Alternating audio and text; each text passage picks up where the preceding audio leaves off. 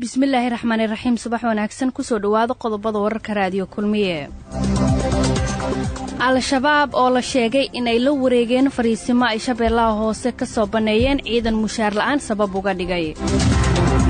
wasaaradda gaashaandhigga oo mar kale war ka soo saartay mushaar la'aanta ciidanka ka cabanayaan dagaal xalay maleeshiya beeleed ku dhex maray degmada xeraale ee gobolka galgaduud xubno ka socda dawladda jabuuti oo maanta gaaraya magaalada beledweyn ee gobolka hiiraan tirada dadka ku dhintay dagaal beeleedkii shalay ka dhacay shabeellaha dhexe oo korortay iyo madaxda hirshabeelle oo lagu eedeeyey al-shabaab oo xalay weeraray saldhigyo ciidan oo ku yaalla gobolka bakool hogaamiyaha mucaaradka israa'iil oo loo diiday inuu u tartamo iyo ururka daalibaan oo weerar ku dilay askar ka tirsan ciidanka afganistaan waa subax isniina taariikhduna waa 18 bisha 3 ee maarso sannada 2019 warka cabdiqani cabdulaahi ayaa soo saaray waxaana aqrinaysa farxiyo xuseen cali waa mahadsantahay xaaw subax wanaagsan kusoo dhawaada dhageystayaal warkii oo faahfaahsan al-shabaab ayaa la sheegay in ay la wareegeen fariisimo ay shabeellada hoose soo baneeyeen ciidan mushaar la'aan sabab uga dhigay dhanka kalena wasaaradda gaashaandhigga ayaa mar kale war waxay ka soo saartay mushaar la'aanta ciidanka haysata liibaan nuur xasan ayaa ka waramaya askar badan oo ka tirsan ciidanka xoogga dalka qaybta 12 abriil ayaa isaga soo baxay deegaanada Dhanaane iyo Gandarshe oo ka tirsan gobolka Shabeellaha Hoose isla markaana dhaca wadada xeebta ee isku xirta Muqdisho iyo Marka ciidankani ka soo baxay difaacyada ay ku laayeen deegaanadaasi ayaa waxay sheegeen inay sababtay mushaar iyo cunno la'aan ay sheegeen inay haysato muddo bilooyin ah waxaana wararkii ugu dambeeyay ee laga helay deegaanadaasi ay sheegayaan inay al-shabaab la wareegeen askarta oo tir ahaan la sheegay inay ka badan yihiin 300 ayaa xalay markii ay ka soo baxeen fariisimaha u waramay keenan waxaan ka imaanay meesha la yiraahdo Dhanaane iyo Gandarshe haye waxaan adiga dawladda daryeelkeedii aan dhamaaday waxaan macnaha idaacada ka dhigay inaan macnaha anaga askarta waxay xawilad qaatay oo macnaha ma tagay wax kaliya oo ma shaqada dad maartay oo ayaga jeebkooda u leeyihiin idaacada ka dhigay ma ku fikirteen in dalka uu difaac idin kaga baahan yahay dalkan uu yahay dalkeeni hal ninkii kicilay oo taantu ku fadhiyay ilma kacdo dawlad iyo dal dadkii inay markaa rabay ku dhigtaan qof ma kicin marka ma waxaad go'aansateen in dalkii aad difaaci lahaydeen iyo dadkii aad difaacayseenba aad dayacdaan oo aad iska soo baxdaan fariisimihiinni yaa walaal sidoo kale xalay wasaaradda gaashaandhigga Soomaaliya ayaa mar kale war ka soo saartay ciidamada ka cabanaya mushaar la'aanta waxa uu wasiir ku-xigeenka gaashaandhigga u sheegay warbaahinta dawladda inay socoto diiwaangelinta isla markaana la hubin doono askarta diiwaan gashan ee aan lacag qaadan kuwa aan la diiwaangelin ay socoto diiwaangelintooda xildhibaan Cabdirasaaq Axmed Maxamed Jindi oo ka tirsan guddiga maaliyadda ee golaha shacabka ayaa isaguna u waramay keenan waxa uu sheegay ciidamada xoogga dalka Soomaaliyeed oo ka soo baxay furmihii ka soo baxay intaas baan rabay inaan kelimo kooban ka dhaho markii hore aad baan uga xumaysay wax u dhaceenay ciidamadu in badan bay adkaysteen ciidamadu waxaan ku naqaanaa ayagoo aan mushaar fiican iyo logistic fiican iyo dhaqaale aan ku haysan meesha inay hadda naftooda u hurahayeen arajiif iyo mushkil iyo mashaakil fara badan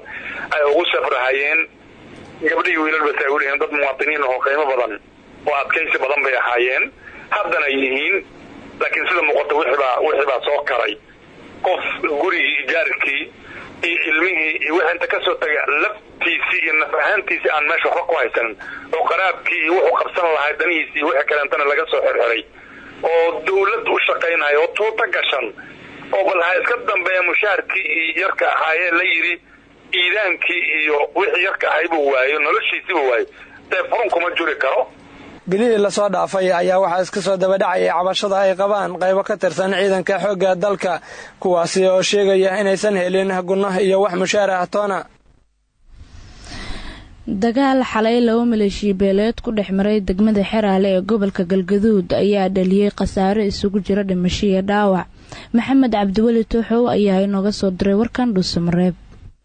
bishii juun sanadkii 2017 deegaanka Xeraale ee gobolka Galgaduud waxaa ka bilowday dagaal u dhaxeeya laba maleeshiya beeleed oo kala taabacsanaa maamuladii Ahlu Sunna iyo Galmudug ka hor intaan la isku darin labada maamul waxaana xalay saqday dhexe deegaankaasi wararka ka imaanaya ay sheegayaan inuu ka dhacay dagaalkaasi oo geystay khasaaro dhaawac iyo dhimasho ah dagaalka ayaa u dhaxeeya laba kamid ah beelaha deegaankaasi kuwaasi oo la sheegay inay kala taabacsan yihiin maamuladii Ahlu Sunna iyo Galmudug waxaana xiriiro aan la sameynay qaar kamid ah dadka deegaanka inoo sheegeen in labada maleeshiyo ee dagaalka u dhaxeeyo ay soo fadhiyaan ayna jirin cid gacanta ku haysa deegaanka Xeraale ee gobolka Galgaduud maadaama laga cabsi qabo ciidamada ay soo fadhiyeen ay dagaalamaan shacabkii ku sugnaa deegaanka Xeraale ee gobolka Galgaduud ayaa ka barakacay deegaankaasi iyagoo gaaray deegaano u dhow deegaanka Xeraale ee gobolka Galgaduud ee bartamaha Soomaaliya Maxamed Cabdiweli Tooxow idaacada Kulmiye Dhuusamareeb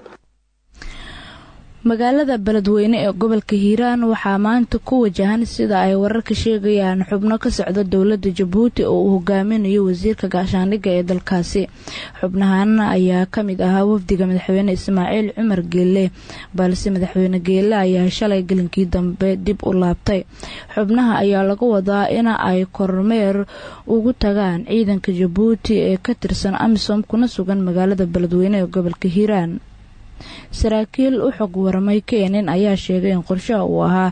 in shalay uu madaxweyne Ismaaciil Cumar Geelle gaaro magaalada Beledweyne balse uu dib ugu laabtay dalka Jabuuti tirada dadka ku dhintay dagaal beeleedkii shalay ka dhacay Shabeellaha Dhexe ayaa korortay iyadoona madaxda Hirshabeelle lagu eedeeyay dagaalkaasi Cali Cilmi Salaad ayaa ka waramaya faahfaahinno dheeraada ayaa ka soo baxaya khasaarihii ka dhashay dagaal saacadihii lasoo dhaafay ka dhacay deegaanka Buurdheere ee gobolka Shabeellada Dhexe xubno ka madax bannaan dhinacyadii dagaalamay ayaa idaacadda Kulmiye u sheegay inay dagaalka ku dhinteen 30 qof halka tiro intaasi ka badanna ay ku dhaawacmeen waxaana weli taagan xiisada u dhaxaysa dhinacyadii dagaalamay dadka dhaawacmay ayaa la kala dhigay isbitaalada Jowhar iyo Kiisiney ee magaalooyinka Muqdisho iyo Jowhar odayaasha dhaqanka ayaana ku baaqay in la kala dhaxgalo dhinacyada isku haysta degmada Cadalle ee gobolka Shabeellada Dhexe Maxamed Cabdulle Maxamuud oo ka tirsan xubnaha baarlamaanka Hirshabeelle ayaa idaacadda Kulmiye u sheegay in mas'uuliyadda dagaalkani ay qaadayaan madaxda Hirshabeelle oo ka gaabiyay wax ka qabashada muranka dagaalka sababay oo muddo sanad ka badan soo taagnaa runtii waxay ahaaday muddo sanad iyo ku dar laga joogo markii ugu horeysa dagaalka bilaabmay inkastoo xilliyo kale hore soo dhici jiray anagoo xildhibaanaha oo meesha kasoo jeedna degmada ku baxnay markaan tagnay xilligaas khasaaruhu waa uu yaraa 2 qof oo dhimatay iyo dhaawac ku koobnaa markaan tagnay oo beelihii heshiiska la dhex dhignay oo maamulka aan u yeernay ayaa laga rabay madaxweynaha iyo madaxweyne ku-xigeenka waxaa laga rabay inay dhammaystiraan heshiiskii ma aysan dhammaystirin taas waxay keentay in dad badan oo inta tiro badan la dilo ceelal la duugo magaalooyin la gubo haddana intaas ka bacdi haddana mar labaad haddana loo yeeray oo heshiis lagu kala dhex dhigay Jowhar waxay ahaaday in haddana mar labaad maxaa la yiraahdaa hawshaas la dhameeyo maamulka qaasatan madaxweyne ku-xigeenka oo ka gaabiyay arrintaas inay dhammaystiranto dawladda federaalka ay lacag ku bixisay dib-u-heshiisiintaas lacaga fara badan laga soo qaaday haddana aan waxba lagu qaban taasi waxay keentay marka inay dadkii mar labaad iyo mar saddexaad iyo mar afraad ee dagaalka soo ragaal celiyo khasaariin oo zaa'ido